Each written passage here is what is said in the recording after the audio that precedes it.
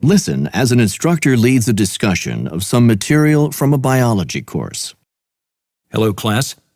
Today we're going to continue with our discussion of various types of poisoners. In our last meeting, we dealt with active poisoners. Today we're going to concentrate on passive poisoners. Then in our next class, we're going to find out if you really do understand the material.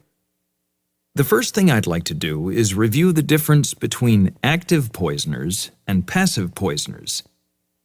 Sue, can you describe these two different types of poisoners? I think so. Okay, active poisoners deliver poison actively or aggressively in a process initiated by the poisoner. Some very common examples of active poisoners are bees that sting or venomous snakes or spiders. Passive poisoners, on the other hand, deliver their poison passively, only when the victim initiates the process. Excellent. That's right, Sue. Now, today we're going to discuss passive poisoners, which deliver their poison only after the victim initiates the process. There are two basic methods that cause passive poisoners to activate their poison. Can you describe these two methods, Will? Sure. The two different methods that activate passive poisoners are contact and consumption. For one type of passive poisoner, the poison is activated when the victim makes contact with the poisoner. For the other types of passive poisoner, the poison's activated when the victim consumes or ingests the poisoner. Exactly. Now, let's think about whether passive poisoners are plants or animals. We've seen that active poisoners, because they actively initiate the poisoning, are plants. Wait a minute. Did I say plants? I meant animals. Of course, active poisoners must be animals because they actively initiate the poisoning. Plants can't do that. But what about passive poisoners? Are they plants or animals? Tara? Well, both plants and animals can be passive poisoners. And there are examples of both plants and animals that poison passively through contact and through consumption. Let's all think now about examples of these different types of plant and animal passive poisoners.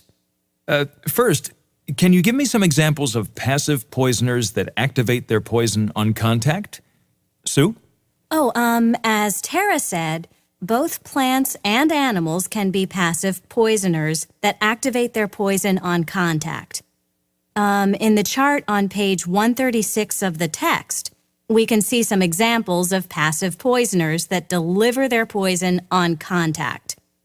Plants such as poison oak, poison ivy, and poison sumac. I myself am very well acquainted with poison oak because it's quite common in the woods near my home. And, I've come back from a walk in the woods with a horrendous rash from poison oak more than once. Oh, well, I can tell you've had experience with one plant that is a passive poisoner. Now, what about animals as passive poisoners? Well, there are also animals that deliver poison passively through contact, such as the jellyfish. The jellyfish injects poison through tiny barbed darts when triggered by contact. Swimmers need to beware of making contact with jellyfish because contact with the jellyfish can cause it to sting. Very good. So, we've seen that both plants and animals can release poison on contact. Let's move on. What about consumption? Are there both plants and animals that are poisonous when ingested?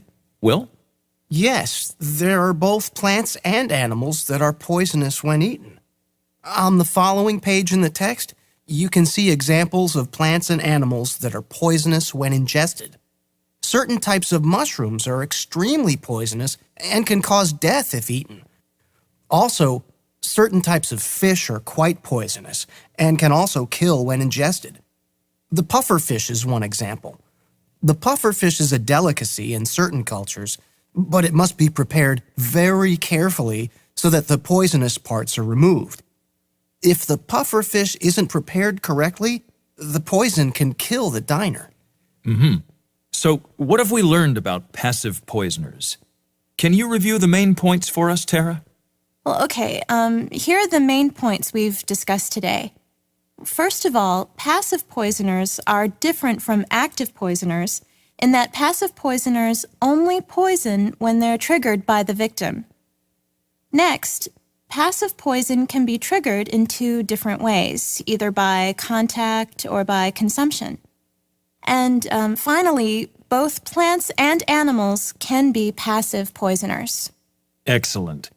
You all seem to have a good understanding of the topic for today. Just make sure the material's really clear next class because I'm going to find out if you really understand it.